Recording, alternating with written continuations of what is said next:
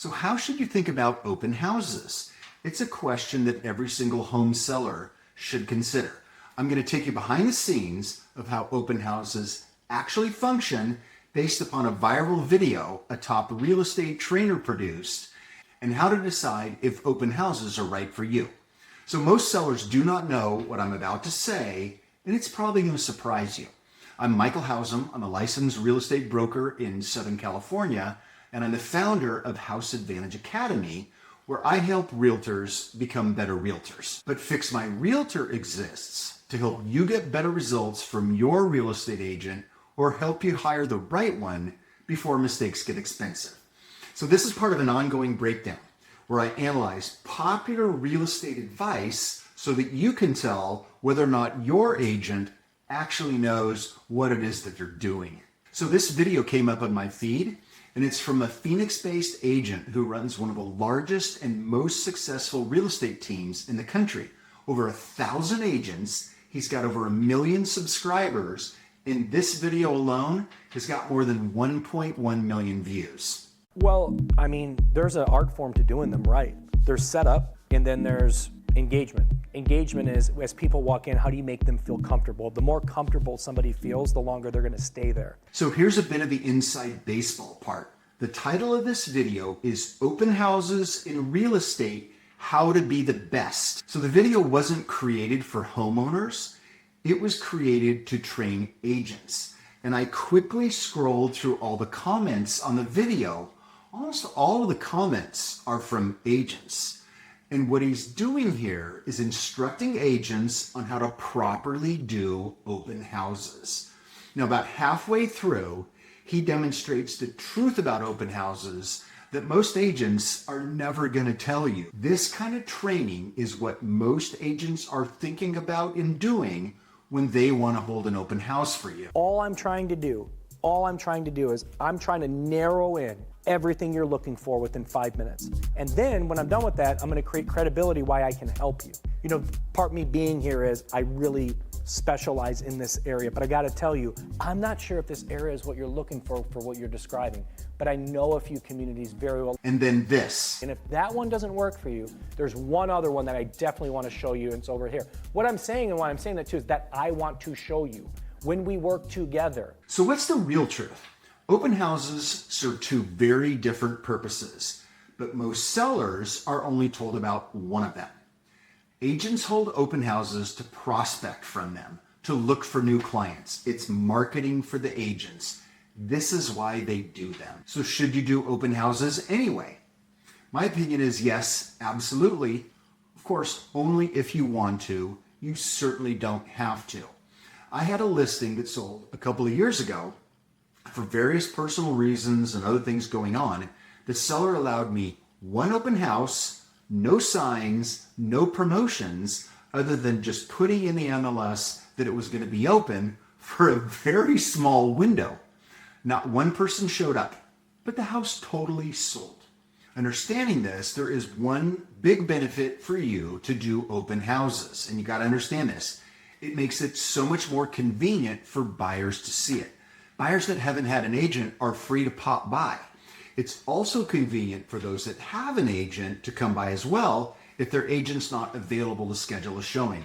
Hey, look, man, I'm on vacation for the next week, but the house that you're interested in, it's open on Saturday from 12 to 3. Go take a look at it and let me know what you think. That makes it convenient, and it's a benefit for you to expose the house.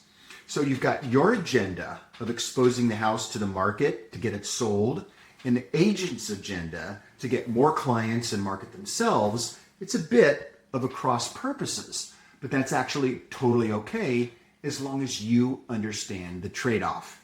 You get eyeballs and bodies into your home, and the agent gets a forum to generate more business from some of those eyeballs and bodies. The variation between your goal and the realtor's goal is interesting. I think it kind of helps explain sometimes the trust gap that exists between the public and real estate agents. Some folks can kind of sense when the incentives aren't perfectly aligned, and now you kind of know why. but it's okay as long as there's an understanding between you and the agent. So how do you properly set up the framework for open houses that work for you now that you really understand what's going on? Number one, do not hire an agent that double ends or practices dual agency. Most states allow agents to represent a buyer and a seller in the same transaction. Personally, I think it's a terrible thing. I won't do it, and I've never done it. In fact, it's so important to me. You can click on the banner here to watch the video I did, and there'll be another link about that at the end. But here's the thing. It's compromising for you as a seller to have the agent working on both sides, and you can actually get a glimpse of it in this subject video. Your realtor knows so much more about you and your circumstances and your motivations and things that you want totally secret from everybody else. Disclosing these items, it's a temptation for the agent. It's really hard to resist if they're working to try to find a potential client to actually represent to buy your house. And you can see it in the video. Insider information, building rapport, establishing credibility. That's what the agent told you that they're trying to do. And it's easy to totally throw you under the bus right while they're doing that, even if they have the best of intentions. If you hire an agent that won't ever double end and commits that to you, that risk is totally off the table. That's number one. Number two, do not let an agent turn your house into a seminar or a workshop destination. No food, no entertainment, no presentation set up. It's not a forum. Now, so you see this sort of stuff on the real estate television shows all the time on Bravo or Netflix, but that's all about the agent and their own marketing. Now, a potential buyer does need to see the house. The house needs to look good and presented in as good of a manner as possible. But the reality is, a buyer's going to know if it's the right house within a matter of minutes of walking through. There's no amount of tacos or snacks or anything else that's going to change their opinion about the house. The agent in the video made this point clearly. The spreads are there to keep them in the home for prospecting purposes, not showing or not selling your house. Length of stay in the open house benefits the agent and not you, the seller. You want to get a prospective buyer in, get them through, and get them out. If it's the right house, your agent is going to hear from their agent.